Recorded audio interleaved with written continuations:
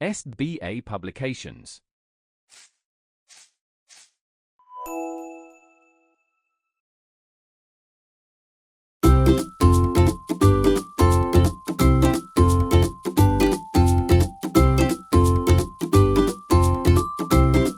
Hello my dear students, कैसे हैं आप सब। मैं उम्मीद करती हूँ आप सब बहुत अच्छे होंगे। प्यारे बच्चों, आज हम पढ़ेंगे एक नया विषय और आज के हमारे विषय का नाम है लिंग। वैसे तो आपके लिए कोई नया विषय नहीं है, यह आपने अपनी पिछली कक्षाओं में भी पढ़ा हुआ है। आज हम इस पर कुछ गहराई से चर्चा करने वाले हैं। चलिए शुरू करते हैं। आज हम जानेंगे लिंग का अर्थ, उसके भेद, लिंग की पहचान किस प्रकार की जाती है और लिंग परिवर्तन किस प्रकार किया जाता है। एक बार इसे पढ़ते हैं।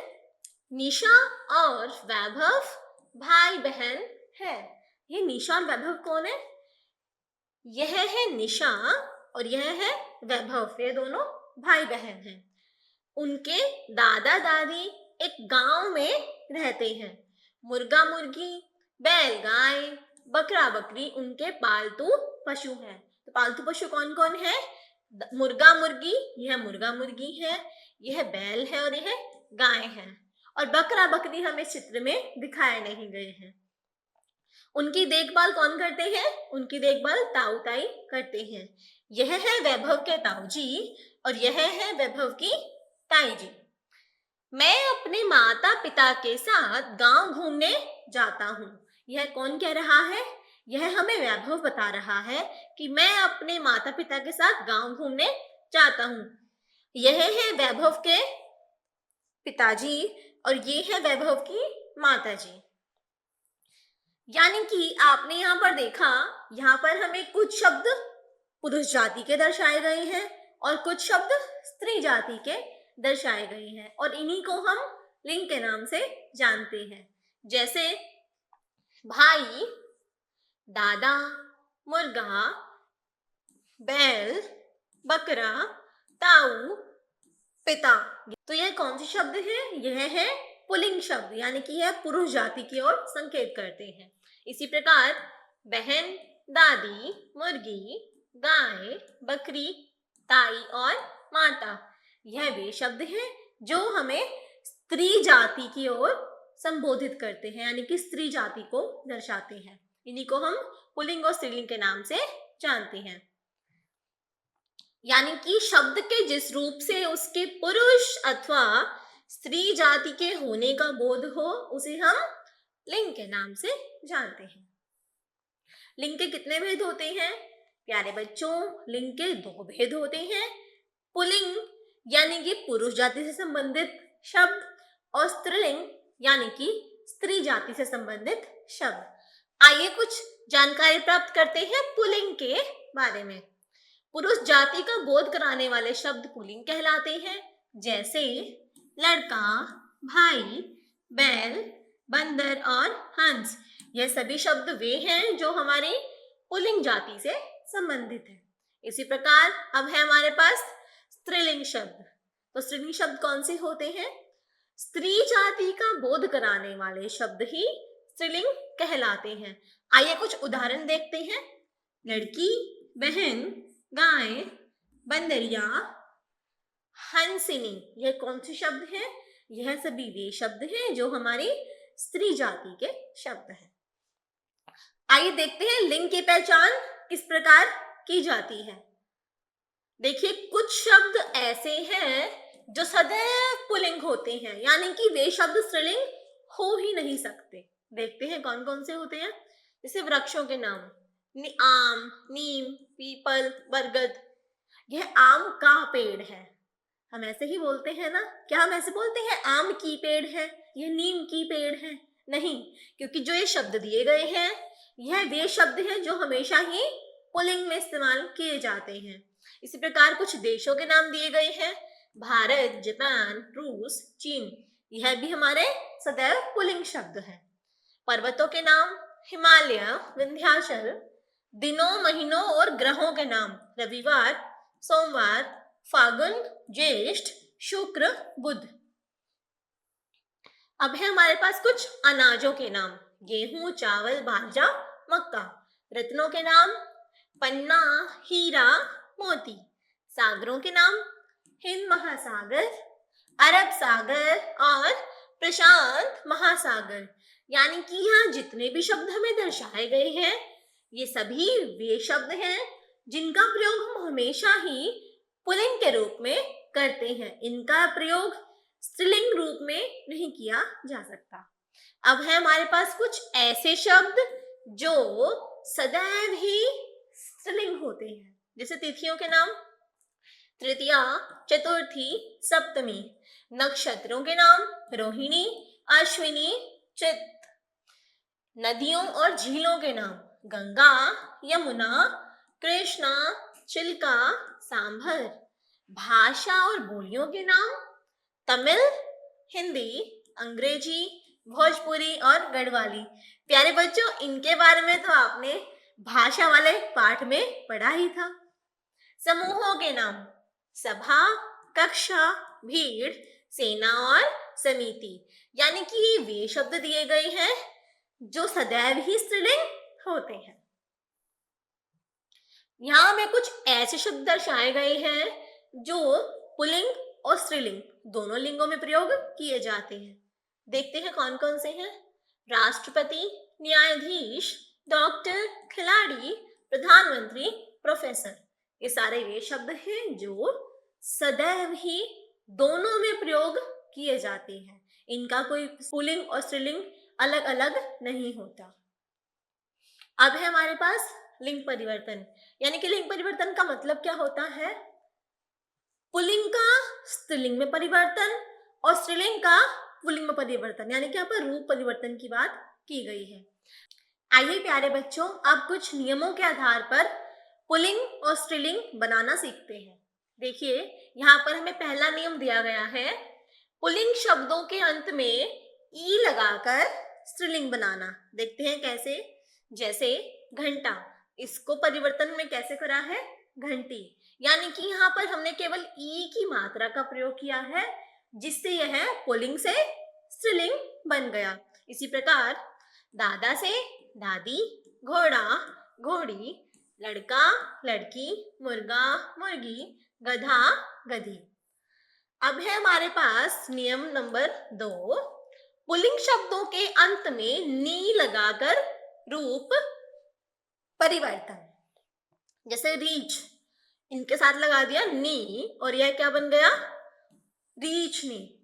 सिंह, सिंहनी, शेर, शेरनी, मोर, मोरनी, जाट, जाटनी, सरदार, सरदारनी। अब हमारे पास है नियम नंबर 3। आइए इसे भी देखते हैं।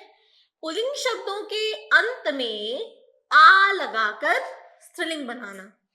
अनुज, अनुजा, इसमें केवल एक आ का फर्क है, बाकी हमारा शब्द पहले जैसा ही है। यहाँ पर आ का प्रयोग किया तो यह क्या बन गया? अनुजा, यानी कि पुल्लिंग से स्त्रीलिंग बन गया। छात्र, छात्रा, शिष्य, शिष्या, महोदय, महोदया, प्रिय, प्रिया, आचार्य, आचार्या।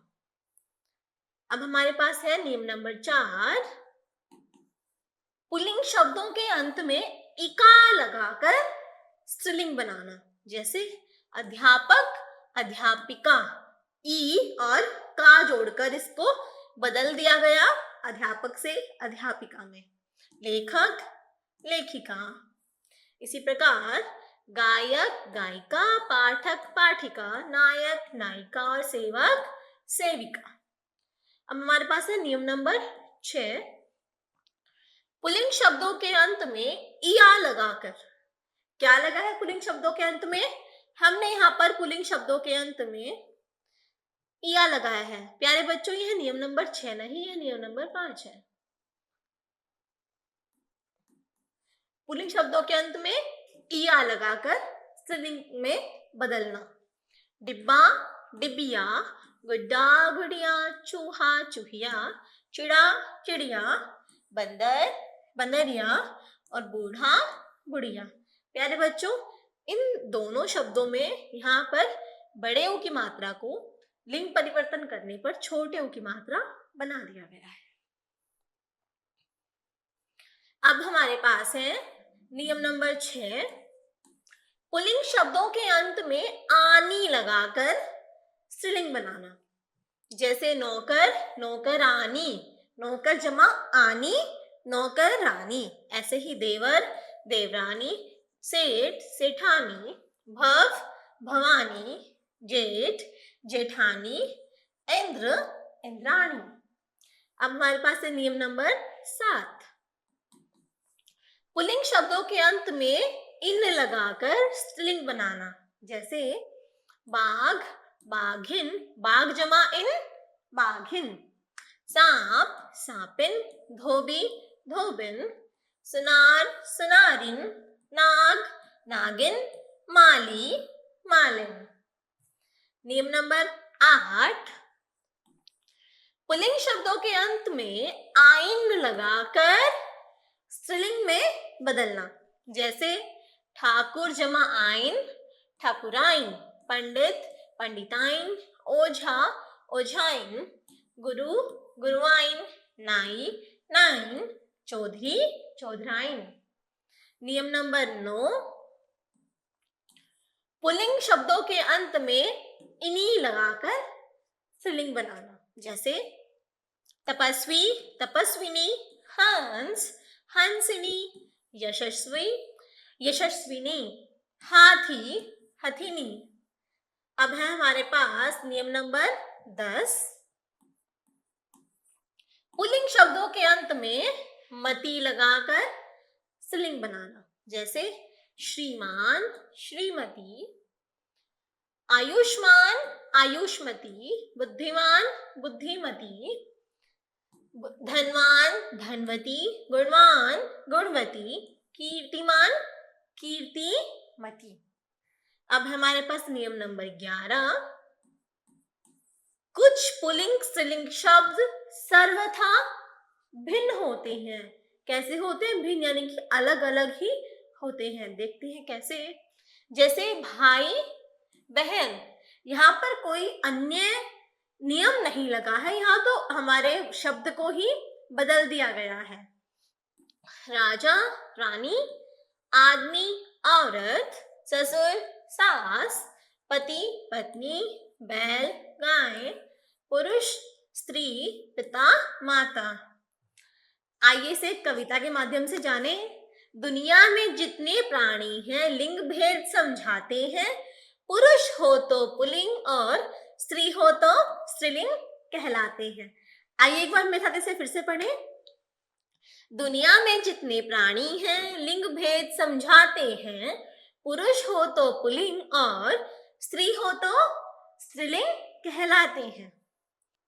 प्यारे बच्चों, आइए दोहराते हैं आज हमने क्या क्या सीखा। हमने सीखा कि संज्ञा शब्द के जिस रूप से उसके पुरुष या स्त्री जाति का पता चले उसे ही हम लिंग कहते हैं। पुरुष जाति का बोध कराने वाले शब्द पुल्लिंग कहलाते हैं। उसी प्रकार स्त्री जाति का बोध कराने वाले शब्द स्त्रीलिंग कहलाते हैं। दिनों, महीनों, पहाड़ों और ग्रहों के नाम पुल्लिंग होते हैं।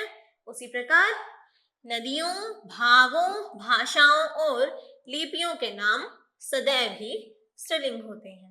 प्यारे बच्चों, यहाँ आपको कुछ अभ्यास कार्य दिया गया है जो आपके इसी पाठ पर आधारित है। मैं उम्मीद करती हूँ आप यह पाठ पढ़कर अपना अभ्यास कार्य स्वयं करने का प्रयास करेंगे। प्यारे बच्चों, मैं उम्मीद करूंगी आपको पढ़कर अच्छा लगा होगा, समझ आया होगा। मिलते हैं अगली कक्षा में एक नए विषय के साथ। आज के लिए इतना ही। धन्यवाद।